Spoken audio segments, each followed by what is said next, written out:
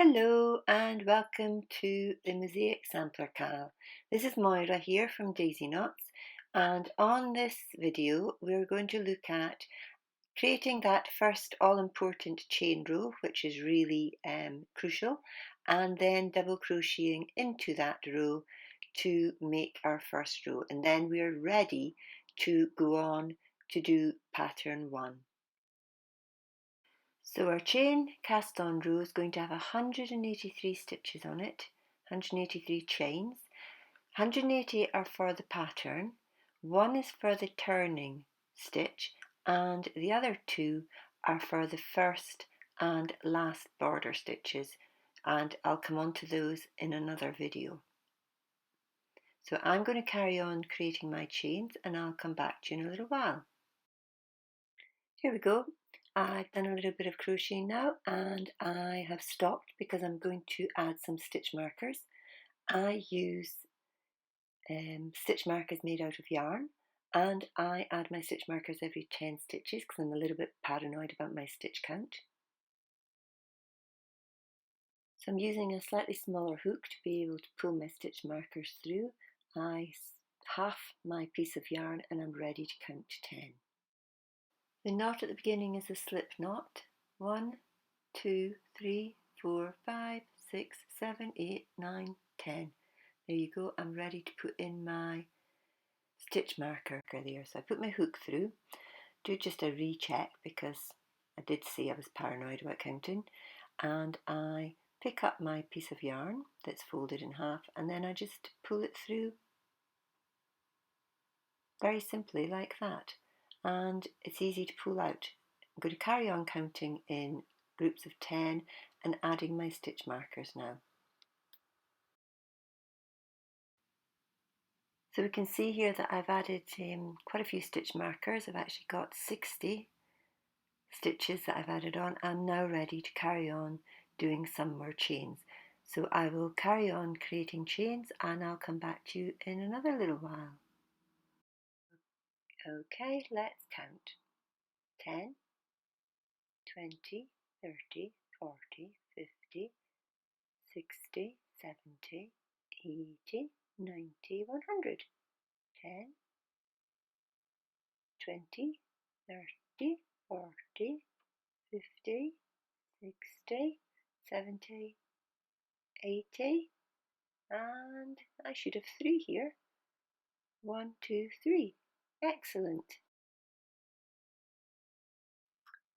So we now need to turn our work because we want the chains to be on the left hand side, and we are going to take out the stitch markers because they served their purpose to count to 183. We don't need them at the moment in this row. So I'm going to take this stitch marker out and then I'm going to speak about the turning chain that we need. We need a turning chain of 1. There we go, there's a turning chain of 1, and that's a standing stitch for our double crochet that we're going to do into the second chain from the hook. There we are, second chain from the hook. We're going to just double crochet into the center of it. I'm going to keep double crocheting into the center of my chain. Sometimes they're a bit harder to see what's a chain if you've actually crocheted a little bit tighter or slacker. So keep going with all the crocheting into the center of your chain. In a short while I'm going to start counting up to 10 again because I will put in stitch markers every 10 stitches. I'll probably crochet a few double crochet first, just like I did with the chain, before I start to think about putting in the stitch markers. So I'll see you back in a little while when I've done a little bit more double crochets.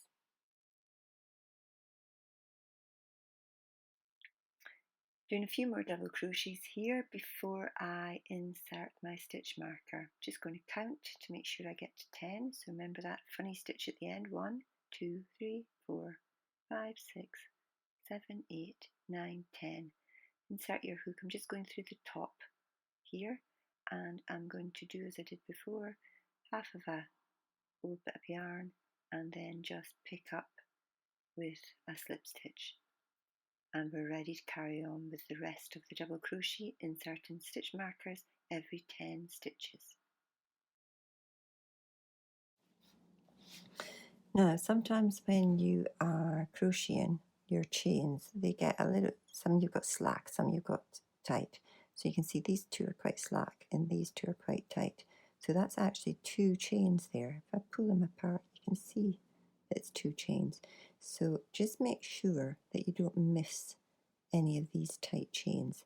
They still need to be crocheted into. So there we go. And then there's my next tight one. Oops. And then we've got the slacker ones coming up now. So again, if you have any tight chains, see my chains aren't that even either. I've got a little bit of bumps on them. That's quite a tight one next to a slack one. You usually find you get a slack one and then you get a tighter one. Just make sure you don't miss those tight ones out. Let's go until I get to that one here. Where was it? It's that one, wasn't it? So there we go, that's that. So you could see it would be quite easy to go into that slack one and miss that one out, but there is one, so make sure that's where you'll get your miscount of your chains, is when you see a slack one and you think you'll go straight into it. Make sure you don't miss those tight ones out. There we go, and I'm going to carry on now. I'm just about ready at the end here of my last few stitches, and I'm just counting the last few before I add my last stitch marker in.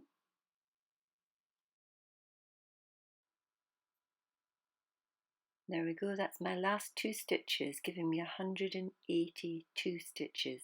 So I'm going to count 2 back and put in my stitch marker at what was 180. So I'm now going back to the beginning to count and make sure I have 182 stitches.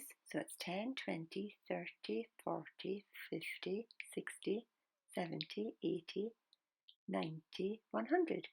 10, 20, 30, 40, 50, 60, 70, 80, 2.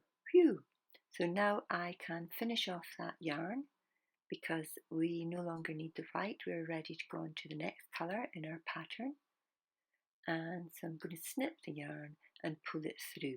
And we now have 182 stitches ready to start our pattern 1 in our Mosaic Sampler. When we go to start the next row in our sampler, do remember that the first stitch is that sort of stitch that's on the curve. It's a funny old little stitch there, but that's the stitch that we start with. Wednesday, the 28th of August, is when the Mosaic Sampler Cal goes live, and you will be able to get your link to the pattern from Daisy Knot's website or the Cal Crochet Along blog.